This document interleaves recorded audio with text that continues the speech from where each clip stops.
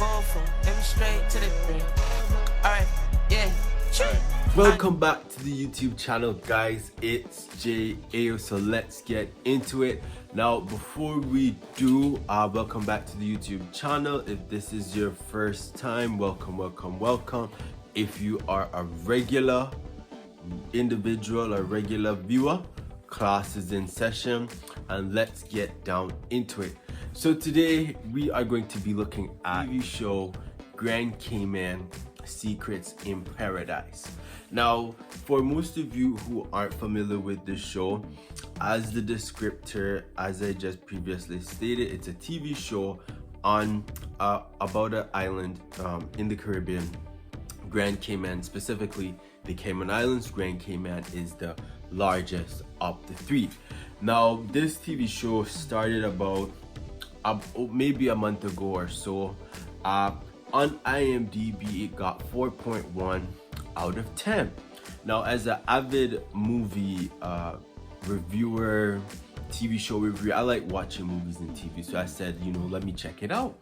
So I looked at this show. I saw a couple episodes. It was interesting.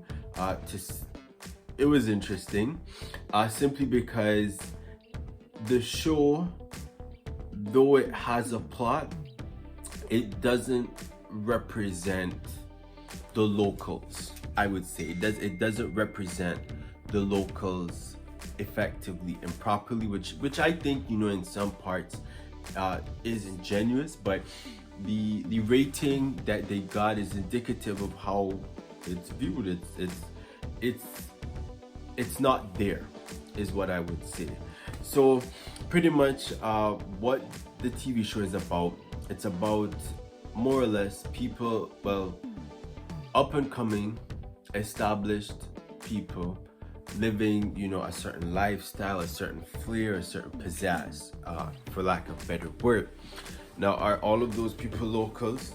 That is to be determined. But there are some locals there, and then there's some expats. So it follows the stories and synopsis, or rather storylines, of different people in it. So they call it expats, locals, how they all live in Cayman, living the high life and stuff like that. So one popular, or three popular people, but one of the most popular people are, Salida Ebanks, and then there's Army Hammer's ex-wife, who's in the show. Don't ask me why she's in the show, why they're doing it about her in the show, but she's in the show. And then big developer, there's a big developer in it.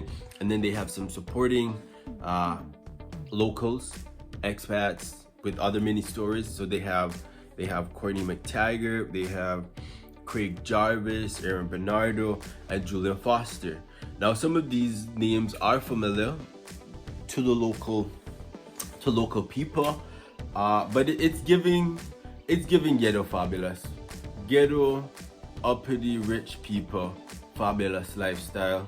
By that I mean, it's a bunch of people coming, complaining, saying why aren't things the best for them, and what is working well, what isn't. So what they've described, or what the general descriptor of it is, pretty much where it's full of secrets, where people come to play, dine, and work. How do people navigate turbulent relationships and friendships in the Cayman Islands, and how they do that in Paradise. Now, one thing I have to say, if the Department of Tourism in the Cayman Islands is supporting this, that would be very interesting, because it does not represent anything Caymanian.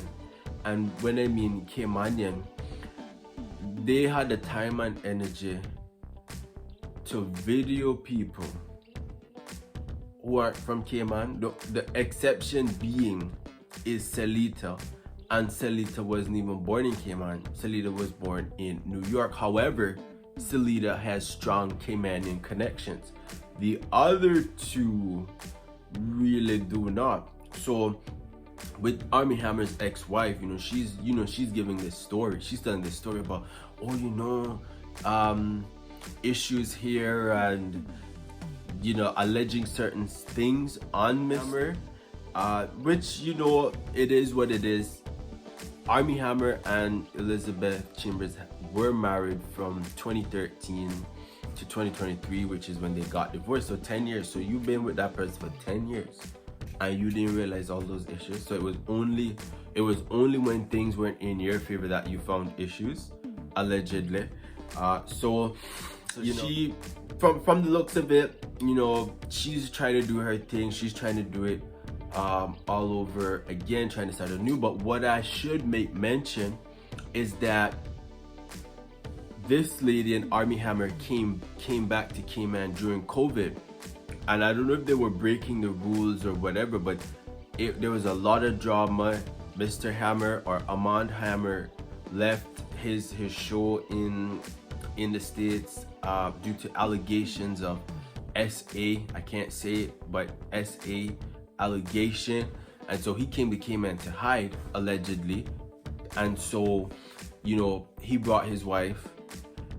The thing that I will say about this is that Cayman has an affinity to people who look good on paper but are just not that good. They're just not that good. Cayman has an affinity to tech regs. That is what Cayman like. Cayman, if you look good on paper and you say you can do this and whatever, don't mind if you do not have the qualification, mind you. That's that. So looking at the backdrop and the backstory, Armand Hammer, who is the ex-husband of Elizabeth Chambers, he grew up in Cayman at a young age, and he went to some local schools in Grand Cayman, and then he moved back to the States. He is from the States. Armand Hammer is from the States. He just grew up in Cayman. So we're not going to be claiming him, and so because he don't represent a good brand of us. This show, even though it does not have him in it, they're using the situation between Elizabeth Chambers and Armand Hammer to build up hype, build up sensationalism. So we're not gonna, because we don't know his side of the story. We don't want his side of the story. We just don't want a bad reputation. As local Caymanians, they don't want this. The TV show did not even talk about like the industry, like how Cayman got it to be what it is.